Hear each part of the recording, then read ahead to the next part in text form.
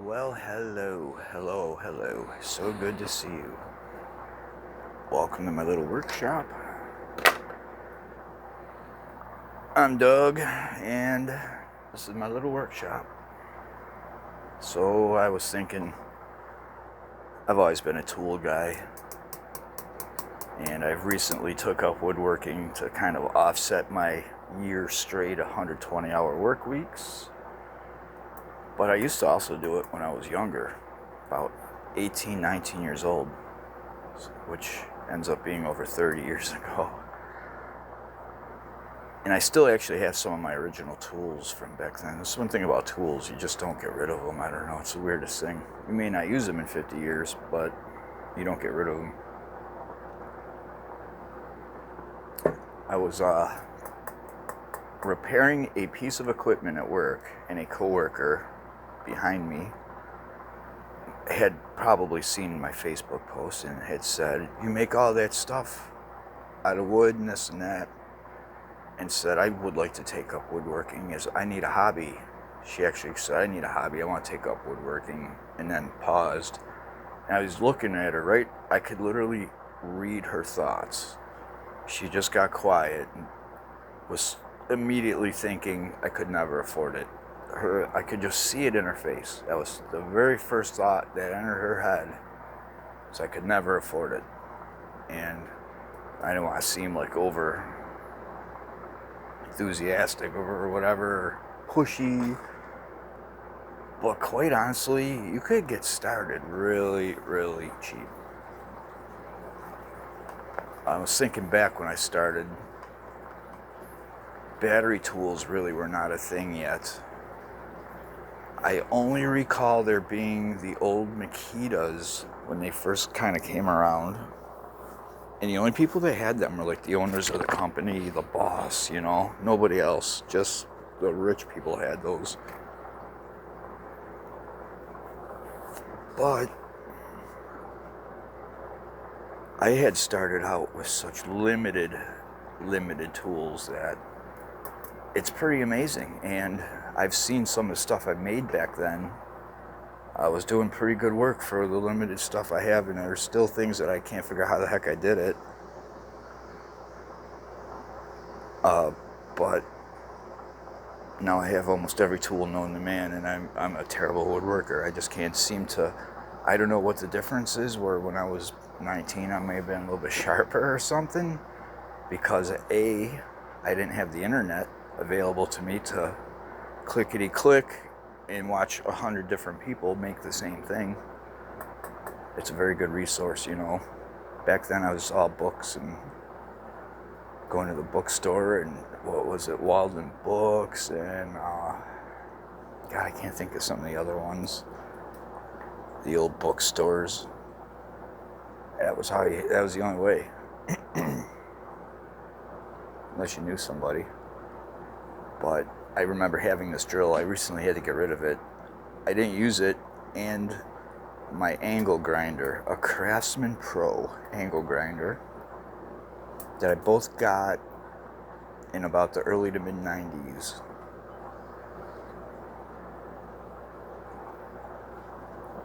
There was a lot less tools available back then. This is, before there was even like cobalt was never even a thing yet. And what am I thinking? I had an angle grinder. I used that thing all the time because you didn't have very many tools. So the ones you did have, you seemed to do a lot more with them.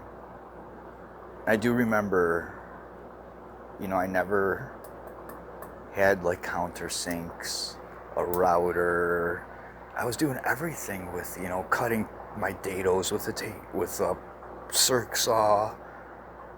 And then I'd never used glue. I was screwing and countersinking everything together and all doing with an electric drill, changing the drill bit. But I still remember too, this is right when batteries were starting to come along, and right around the time I started to get out of woodworking, I did end up picking up the Craftsman's first battery powered set, the 19.2 battery, which I still have it all. I didn't use it in so long. All the batteries are shot. But of course, Amazon, $20. They're junk. I noticed the Amazon batteries are not nearly as good as the original Sears batteries, which are real expensive. They're like $80 a piece. I end up getting some cheap knockoff ones off Amazon, and they're not that great. They don't hold the charge very long. When you use it, it dies out pretty quick. But I also got the cheapest ones I could find, which is probably part of the problem. And back then, God, they didn't even have all the accessories and different tools out yet. It was just like the drill and maybe one or two other things. I actually still have them all. I'll go check them out.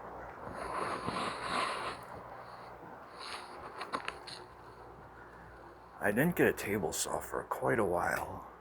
Everything I did with a plug-in circular saw.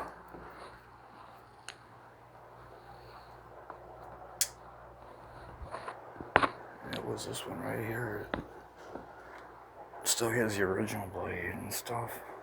Because just like the other things, I haven't used it in so long. I'd be willing to bet the arbor's fried and that won't come out. It's probably shot. But as far as a budget woodworker goes, there's a few things that you'll have to have. But you don't really have to have a table saw. They're a pretty big investment. They are all over Marketplace. I've seen them pretty cheap. You can find them for $20, $50, $100. But like anything, you can spend as much or as little as you want in this hobby. It adds up. Even a frugal woodworker, he's going to need sandpaper and glue, clamps. It goes on and on. There's paints, primers, stains.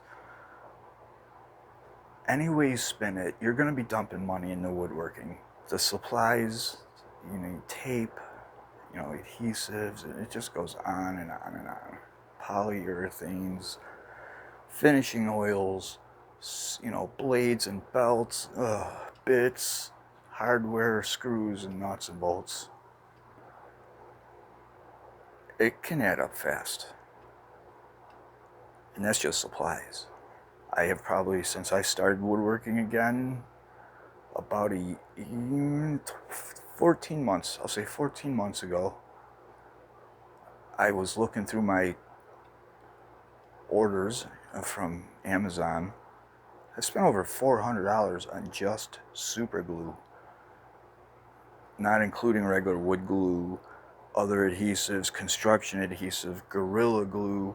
I have probably 7 or 8 different types of glues, but just super glue. Yep, so it does, it adds up. Sandpaper, another thing, I spent a couple $100 a year on sandpaper. And I'm pretty good about vacuum it and reuse it 100 times till it's just a tattered shell of what it used to be. But I started out with, this is a must-have for any beginning shop. It's quiet, it's safe, it's easy to use. There's a few different names for it. Jigsaw, scroll saw, what is this called? Auto scroll saw or scroll saw. So this has a feature that most do not. And that's the ability to turn the whole blade, flip a lock, and turn the whole blade for even tighter turns than what you would make normally. And that was a big feature. That was state of the art, cream of the crop back in the day. And I was using that for everything. I really didn't use the knob turner too often, but for the most part, I was going to this more than this for cutting even a giant sheet of plywood, full sheet of plywood. I just like this. It was safer, quieter. It didn't fill the entire room with wood chips like the other saw. So I did eventually almost nearly stop using that until I scored a table saw that happened to be on sale clearance, top of the line, Craftsman, brand new, with a stand and a dust bag, 3-horse. No, it was at a Sears outlet and I got it on clearance. And that's actually where all of this, everything you see came from that Sears outlet, from the clearance table. At some point or another, I would just go there every day. I got to know the people so well that I had an in with them. But I've had these 2 sanders forever. These are both antiques. The dust bags have disintegrated. The one I just threw out kind of recently, where the dust bag was just crumbled. It was so old. I don't even think this one maybe didn't even have a dust bag. See if I can find a date. I never really looked before. Yeah, let's see the date. 94. You can't get rid of them, you know. And they worked. They worked. I didn't even really use them that much. The things I was making like big stuff, bookcases and shoe racks, large things, and I wasn't doing a whole lot of sanding. I just used some 3/4 inch ready to go plywood, cabinet grade plywood that I was getting for free.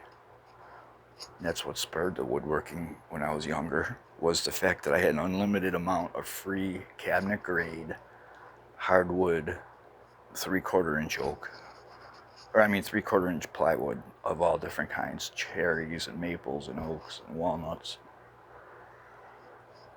Tons of it. In fact, I still have tons and tons of it from back then. But long story short, that's what got me into it.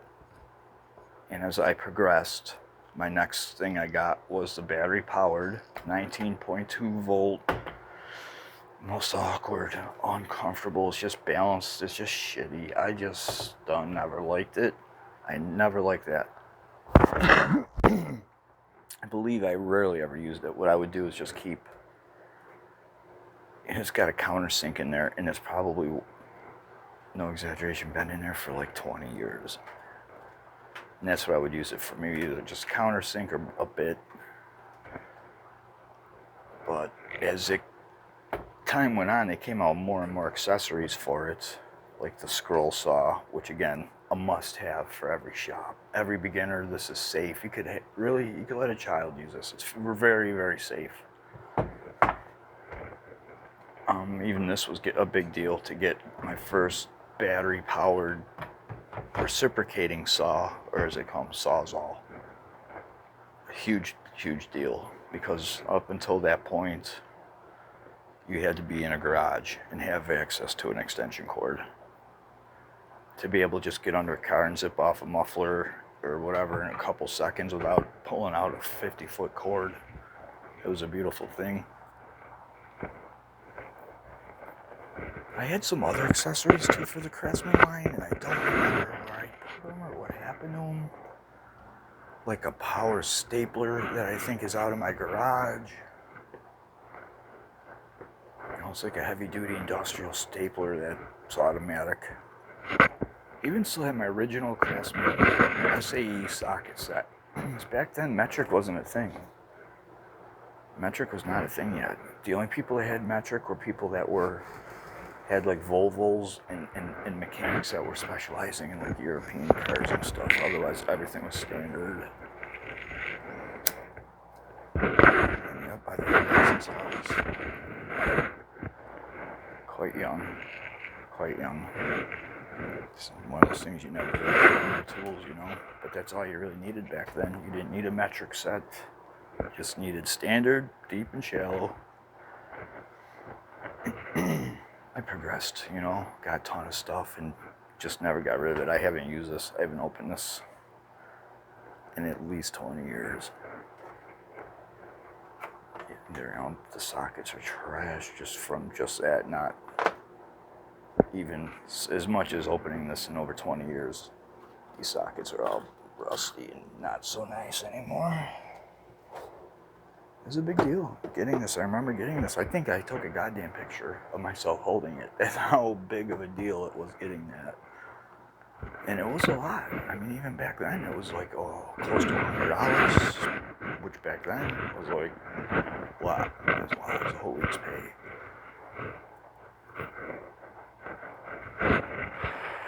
But yeah, it don't have to cost a fortune, especially if you're willing to deal with cords. And let's face it, woodworking, chances are you are going to be close to an outlet. Very little in woodworking happens off-site, so to speak, in the field. So, you don't have to, blow the budget right away on a whole bunch of expensive Milwaukee or even Ryobi. It adds up. The tools and the batteries and all that are very expensive. But for starting out, honest to God, the other thing is a scroll saw. I keep seeing scroll saws on Marketplace, just like this one, for 25, 35 bucks all the time. Every day there's something on there for under 50 bucks. And this is another, it's super safe, quiet. You could let a teenager, you could let a kid use this. I've slipped up and ran my finger really hard into the blade and it didn't even draw blood. So, they're very safe. I'm not saying it won't draw blood, because it certainly can and will. I just happen to be using a spiral blade that's doesn't have teeth. It's more of a abrasive, so it didn't cut me. And I pushed, slipped, and went real hard into it. If that was a table saw, I would have lost my digit in a split socket in it. If it was a bandsaw, I would have bled, which I've done it with the bandsaw. That's probably my third choice of a must-have, is a bandsaw. Again, it's quiet, it's safe, easy to use, it's versatile. You are limited by what you can fit in it, but I think my bandsaw is my third most common used thing in the shop. This isn't used that much. I like using my bandsaw more than this, but this, you'd be surprised. I've cut a ton of crap with this, because sometimes I've got boards that are so big I can't even get them to my table saw. There's not enough room where I have my table saw, so I was cutting 20-foot boards with this. So you can get creative and do a lot with one of these. Most of them have the tilting bed, so you can do angles and miters and all different stuff. But yeah, this, a handheld scroll, bandsaw. You don't need a bandsaw. That's a big investment. I still had the first one I bought at Home Depot when Home Depot first came around. And chase picking, I think, was the thing back in the day, before Home Depot. But their grand opening, it was $90, and I remember grabbing it out the grand opening sale for $90 at a Home Depot. They still sell the same one, but I think it's up to like 120, maybe 140, 40 for the old 9-inch Home Depot Ryobi bandsaw. But anyway, thanks for hanging out. I gotta make more videos. I just rewatched my past uploads, and they're so bad that I lost my magic touch. So thanks for watching, and we'll see you soon. Don't blow the rent on some new Milwaukee tool. You can get by without. Have a good day. Bye-bye.